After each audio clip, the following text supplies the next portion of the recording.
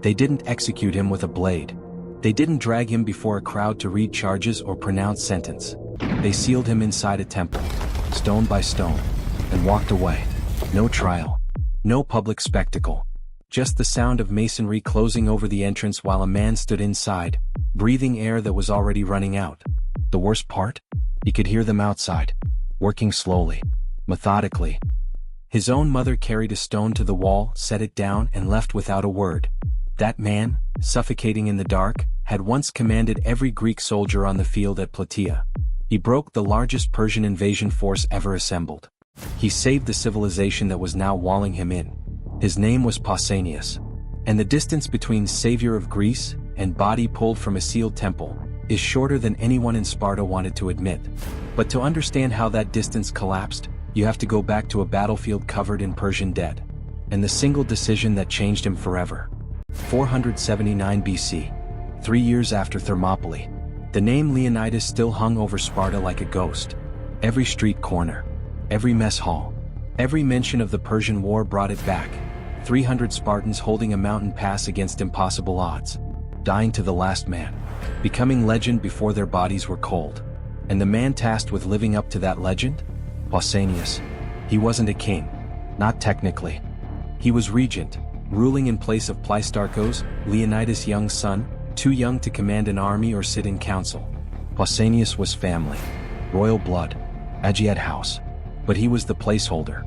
Everyone knew it. He knew it. Every order he gave was measured against what Leonidas would have done. Every decision scrutinized by men who'd fought beside the 300 and survived by not being there. That kind of pressure does something to a man. Makes you want to prove you're not just keeping the seat warm. Makes you hungry for your own victory, your own glory, your own legend. Summer for 79 BC. The Greek city-states are doing something they almost never do, working together. Athens, Corinth, Tegea, Megara, Plataea itself. 30,000 hoplites gathered under a single command structure. That command? Split between Pausanias for Sparta and Aristides for Athens. 2 men, 2 egos, 2 cities that barely tolerate each other on good days. And they're supposed to coordinate against Mardonius, handpicked by Xerxes himself to finish what Thermopylae started. Mardonius isn't some middling Persian general. He's Xerxes' cousin, his brother-in-law, one of the architects of the original invasion. And he's camped across the plains of Boeotia with somewhere between 100,000 and 120,000 men. Cavalry, infantry, archers pulled from every corner of the empire. Here's what nobody talks about when they mythologize Greek unity. It was a disaster. City-states that pledged soldiers started pulling back before the battle even started. Supply lines thinned.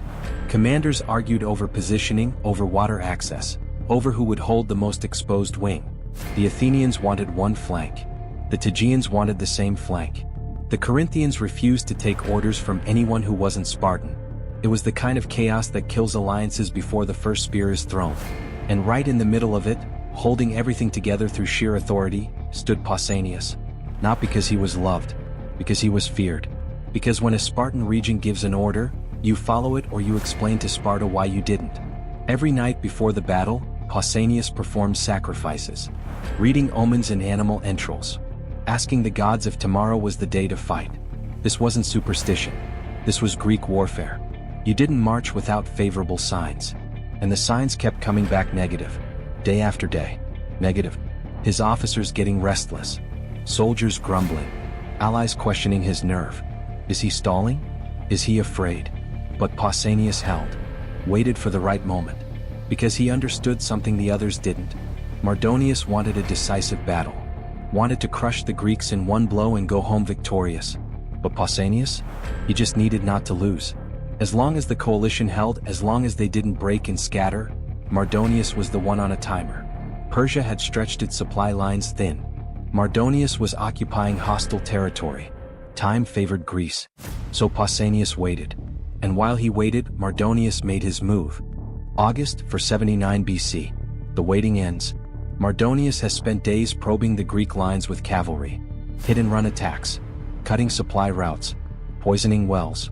He's trying to force the Greeks into a mistake. Make them move, break formation, expose themselves.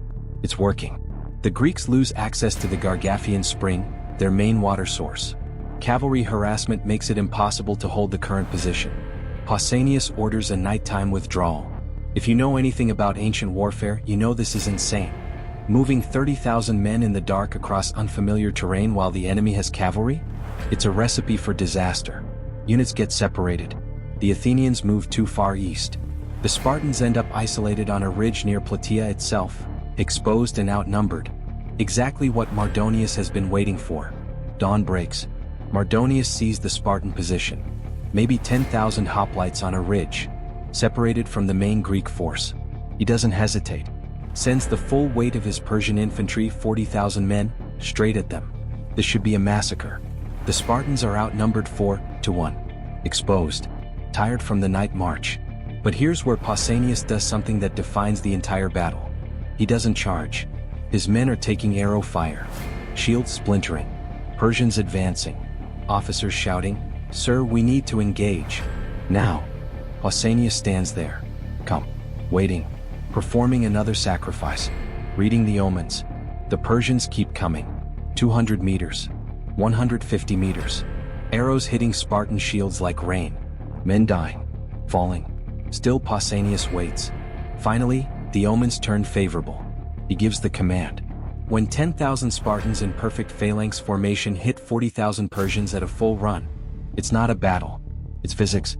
The Spartan phalanx, 8 men deep, shields locked, spears out, is designed for one thing: punch through enemy lines like a battering ram. And that's exactly what happens. The Persian infantry, brave, well-trained, experienced, simply can't handle the weight of impact. Spartan shields are 3 feet wide, wood reinforced with bronze. Spartan spears, dory, are 7 to 9 feet long, tipped with iron, designed to stab over the shield wall. The Persians fight with wicker shields and shorter spears. When the lines collide, it's not even close. In the chaos of the push, something critical happens. Mardonius, commanding from horseback near the front, gets surrounded. He's wearing golden armor. Easy to spot. A target.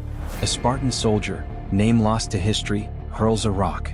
Catches Mardonius in the head. He goes down. The moment the Persian army sees their commander fall, everything changes. The Immortals, Mardonius' personal guard, the 1,000 elite warriors who never break. They break. Without their commander, without orders, they fragment.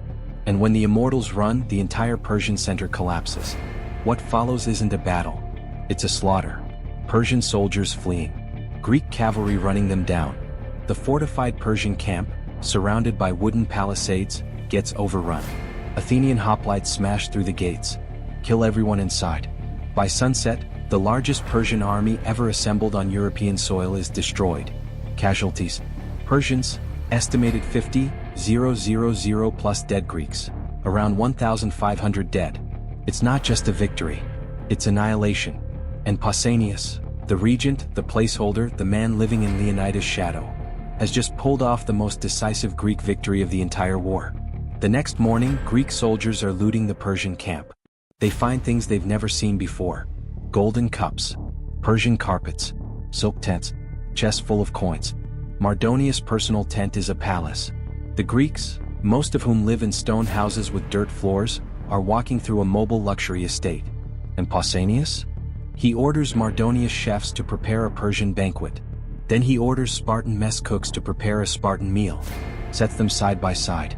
Points at the Persian spread, roasted meats, exotic spices, wine in golden vessels. Points at the Spartan meal, black broth, barley, basic rations. Then reportedly says, "See this? This is what the Persians had. And they crossed the world to take our nothing." It's a great line. It makes him sound humble. Sparta. Grounded. But here's the thing nobody mentions. Pausanias didn't send that Persian banquet back to Sparta. He kept it.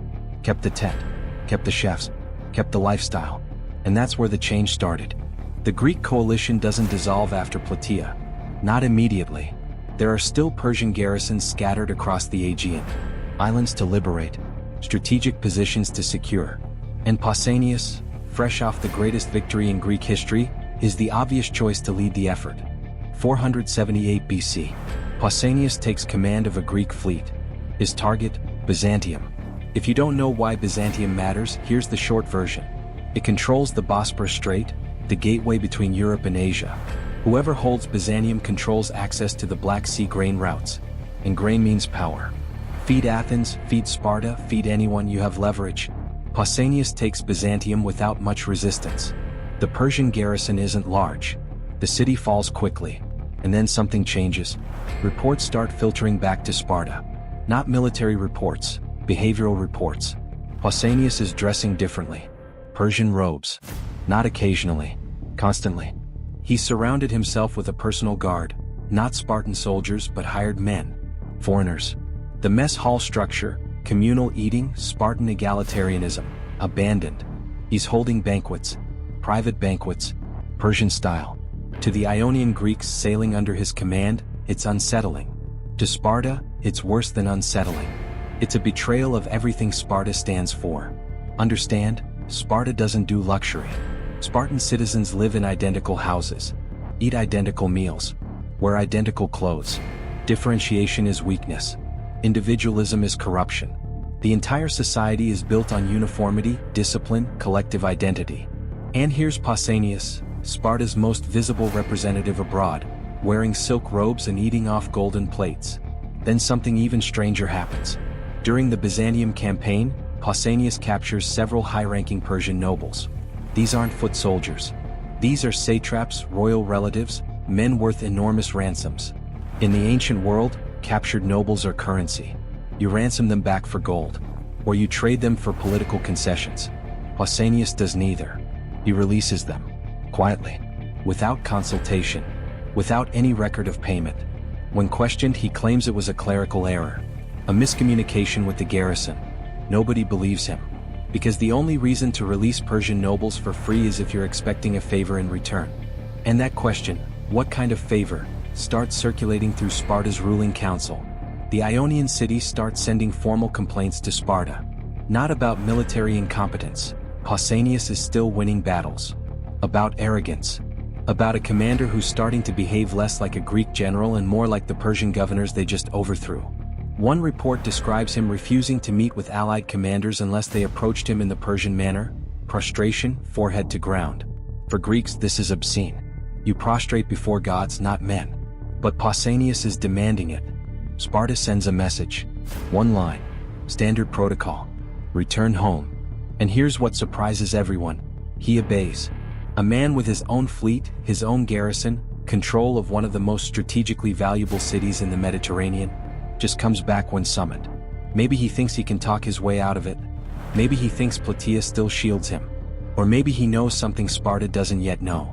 The trial happens quickly. The ephors, 5 annually elected officials who hold oversight power even over kings, put Pausanias on trial. The charges are vague: misconduct, overreach, behavior unbecoming a Spartan commander. Nothing concrete, nothing provable. The released prisoners are suspicious. But suspicion isn't evidence. The Persian robes, the banquets, the personal guard, culturally offensive but not illegal. The allied complaints are damaging, but they're coming from Ionians. And Sparta doesn't put much weight on what Ionians think about anything. So the ephors have a problem. They know Pausanias is guilty of something. They just can't prove what. Without hard evidence, the verdict comes back, not guilty. But, and this is critical, they don't send him back to Byzantium. They strip his command. Allied naval operations pass to Athens, specifically to Aristides, then later to Cimon, son of Miltiades. This is the pivot point. This is where Athens starts building what will become the Delian League, an alliance that's really an empire in all but name. Pausanias loses his fleet, loses his position, loses Byzantium. And then, without official authorization, he goes back anyway. Pausanias secures a single trireme, sails to the Hellespont, takes up residence in the city of Colone on the Troas coast, and starts operating independently, running his own campaigns, making his own diplomatic contacts. Sparta sends another message: come home now, or be declared an enemy of the state. He comes back, again, still confident, still believing he's untouchable. But this time something else follows him home. A trail that has nothing to do with Persian robes or missing prisoners. A trail that connects Pausanias to the one thing Sparta fears more than Persia: internal collapse. Most retellings of Pausanias gloss over this part, or mention it in passing, because it complicates the narrative of a general corrupted by foreign luxury. But here's the reality. Pausanias wasn't just allegedly negotiating with Persia. He was allegedly negotiating with the Helots. If you don't understand what Helots are, you don't understand Sparta. Sparta's entire civilization runs on forced labor. The Helots, a subjugated population mostly descended from the original inhabitants of Laconia and Messenia, outnumber Spartan citizens by a margin ancient sources estimate at anywhere from 7 to 1 up to 20 to 1. They work the land, produce the food, carry supplies during war, and they are never, at any point, free. Spartan citizens don't farm, don't trade, don't work, they train for war. That's it. The Helots make that possible. A Helot uprising. It's the nightmare that shapes every aspect of Spartan society. The Plataea, Sparta's secret police, exists specifically to identify and eliminate potential Helot leaders before any revolt can organize. Young Spartans, as part of their training, are sent into Helot villages at night. Their mission? Kill anyone who looks like they might be dangerous, strong, charismatic, a potential leader. It's state-sanctioned murder, selective culling. And it's been Sparta's policy for generations. Now imagine the effect of a single rumor. Pausanias is promising the Helots their freedom. Doesn't matter if it's true. The accusation alone is seismic. Because if Pausanias, a regent, a member of the Agiad royal house, a man with deep connections inside Sparta's military elite, had even hinted at offering Helot emancipation in exchange for their support in some kind of power grab, then Sparta isn't dealing with a rogue general anymore. They're dealing with an existential threat. Our main ancient sources, Thucydides and Plutarch, don't agree on how much of this was real and how much was manufactured. Thucydides mentions the Helot connection almost in passing, as though it were common knowledge. Plutarch gives it more weight but frames it more cautiously. What we know for certain. The Ephors now have two threads. The Persian negotiations, still unproven. The Helot conspiracy, terrifying but uncorroborated. Either one alone is enough to watch him closely. Together, they turn Pausanias into the most dangerous man in Sparta. But watching isn't enough. They need proof. And proof is about to arrive, carried by a man who was never supposed to survive reading it. His name is lost. What survives is what he did. And why. Pausanias had been using personal couriers to communicate with Artabazus, a Persian satrap serving as intermediary between the Greek regent and the court of Xerxes I. These weren't official dispatches. They were private letters, carried by men Pausanias selected personally, men loyal to him, not to Sparta. The system worked until this particular messenger noticed something. None of the previous couriers had come back. Not one. Every man sent to deliver a letter to Artabazus had vanished. No return message. No reassignment. No trace.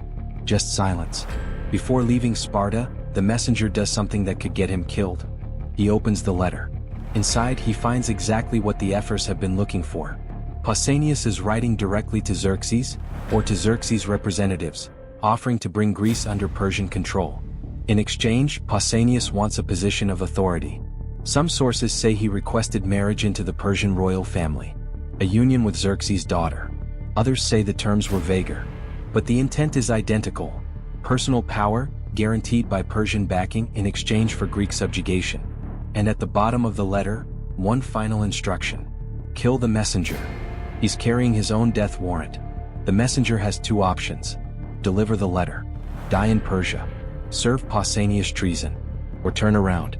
Bring it to the Ephors. Become a traitor to the man who trusted him. He chooses Sparta. Now the Ephors have the smoking gun.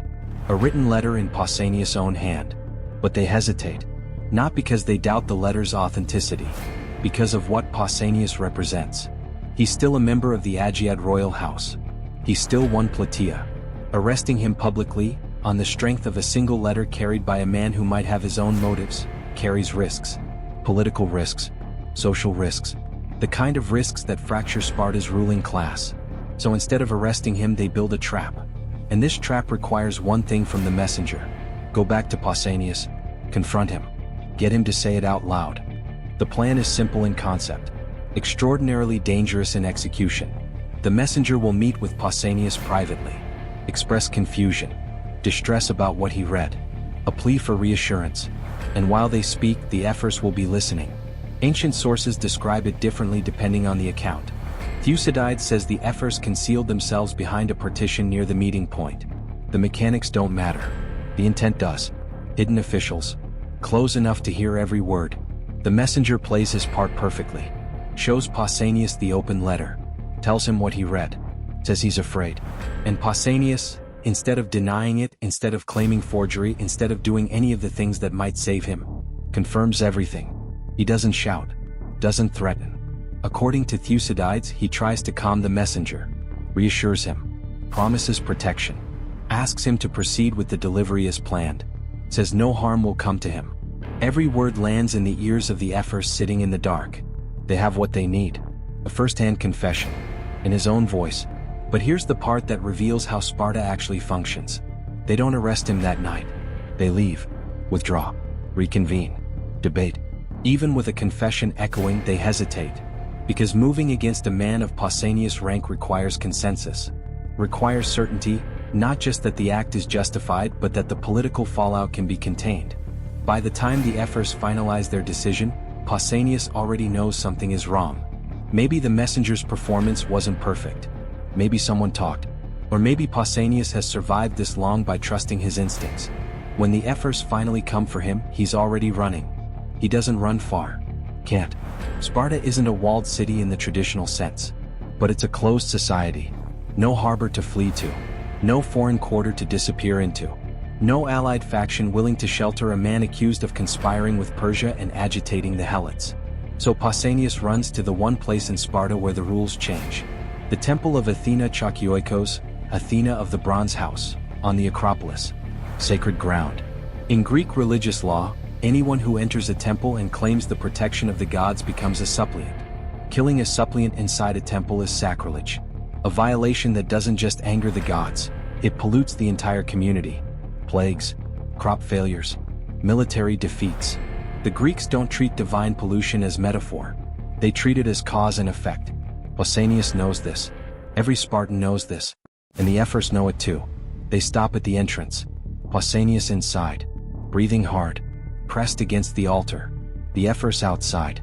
Armed with the authority to arrest him. Bound by a religious prohibition even they can't override. They can't go in. Can't drag him out. For a moment, maybe longer, there's silence. Just the sound of heavy breathing and the rustle of armor. Then one of the ephors gives an order. They start dismantling the temple. Not the whole structure. Just the roof. Piece by piece, they strip timber and tiles from the top, exposing the interior to open sky. The theological logic, if you can call it that, is precise. They're not entering the sacred space. They're not spilling blood on holy ground. They're simply making the shelter less effective. Then they move to the entrance. Stones, bricks, whatever's available. Layer by layer they seal the doorway shut. And Pausanias, the man who held the line at Plataea, who watched the Persian Empire break against Spartan shields, stands inside a holy building and watches the light narrow. Slit. Crack. Nothing. There's one detail that survives across multiple ancient accounts. As the entrance is being sealed, an old woman approaches. Pausanias' mother. The sources don't all agree on her name. Some say Eurydice. Others don't name her at all. What they agree on is what she does. She doesn't speak to her son. Doesn't plead for mercy. Doesn't try to stop the ephors. Doesn't collapse or scream or curse the men walling in her child. She picks up a stone, carries it to the entrance, sets it in place, and walks away. After that, any hesitation among the onlookers disappears. If his own mother has made her judgment clear, there's nothing left to debate. The wall closes completely. No food is passed through. No water. No communication. The ancient sources say they waited. Not hours. Days. Until the sounds from inside stopped. Until there was only silence behind the stone. How long did Pausanias survive sealed inside? The sources don't specify. Some say 3 days. Others say longer. What they all agree on, they waited for silence. Then, only then, they opened a section of the wall. Just enough to remove the body. They pulled him out barely alive, according to one account, dying within moments of being exposed to open air. His body, emaciated, dehydrated, extracted from the temple that was supposed to protect him. Then they sealed it again, as though nothing had happened. In Sparta, the expectation was simple. Problem solved. A traitor identified. Cornered. Eliminated. No blood on sacred ground, technically. Religious law observed, technically. Political threat neutralized. Helots lose their alleged champion. Plain. Except it wasn't. Almost immediately, things start going wrong. The oracle at Delphi, the single most authoritative religious voice in the Greek world, declares that Sparta has incurred divine pollution, not for executing a traitor, for the manner of the death, for allowing a man to die as a suppliant within a sacred precinct. The gods apparently don't care about loopholes. Sparta is ordered to make atonement. The form it takes is striking. They commission 2 bronze statues, place them in or near the temple precinct. Some sources say these statues represent Pausanias himself, a memorial to the man they just killed. Think about that. The same state that sealed him inside and waited for silence turns around and erects statues in his honor. Not because they changed their minds about what he did, because the cost of how they did it turned out higher than calculated. Pausanias is buried, given rights, treated in death with a respect systematically denied in his final living hours. And Sparta moves on, or tries to. But the larger consequence plays out over decades. Sparta's loss of allied confidence, which began when Pausanias alienated the Ionians, accelerates. Athens fills the vacuum. The Delian league consolidates. And the power shift that eventually leads to the Peloponnesian War gains momentum from exactly this period. Pausanias' downfall doesn't cause that war, but it opens a door Sparta spends the next 50 years trying to close. By the time Sparta defeats Athens in 404 BC, 75 years after Plataea, the Sparta that wins is exhausted, depopulated, broke. And the beginning of that decline? You can trace a line straight back to a sealed temple in 479 BC.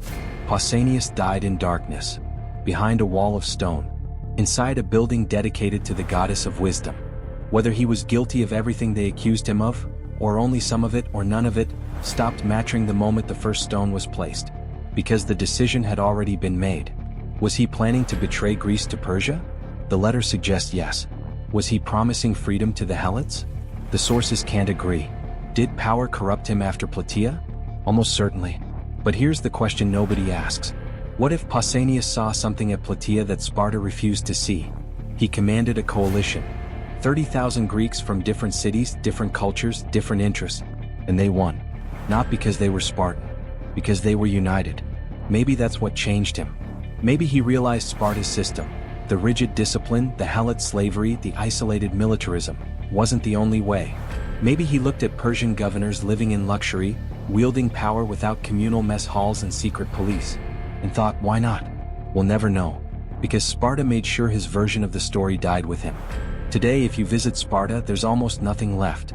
No grand temples, no monuments, just ruins and olive groves. The city that valued military discipline over everything else left behind almost no physical trace. But Pausanias? His story survived. Thucydides recorded it.